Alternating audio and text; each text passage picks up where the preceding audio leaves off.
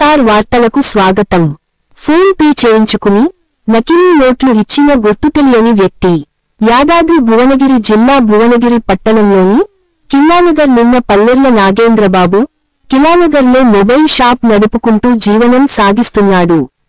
నిన్న ఉదయం 11:29 అతని వద్దకు ఒక గుర్తు తెలియని వ్యక్తి వచ్చి తన దగ్గర 11,000 రూపాయల నగదు ఉందని తన బంధువులకు ఫోన్ పే చేయాలి అని రిక్వెస్ట్ చేయగా అట్టి మొబైల్ షాప్ ఓనర్ తన యొక్క ఫోన్ పే ద్వారా అతను చెప్పిన నెంబర్కు ఫోన్ పే చేయించుకున్నాడు. తర్వాత ఆ వ్యక్తి ఇచ్చినటువంటి 11,000 నగదును తీసుకున్నాడు. ఆ తర్వాత చెక్ చేయగా అవి నకిలీవని తెలిసింది. ఇట్టి నకిలీ నోట్లను నిజమైన నోట్లుగా నమ్మపలికి మార్చినటువంటి వ్యక్తి పైన చట్టరీత్యా చర్యలు తీసుకోగలరు అని కోరగా కేసు నమోదు చేసుకొని దర్యాప్తు ప్రారంభించడం జరిగింది.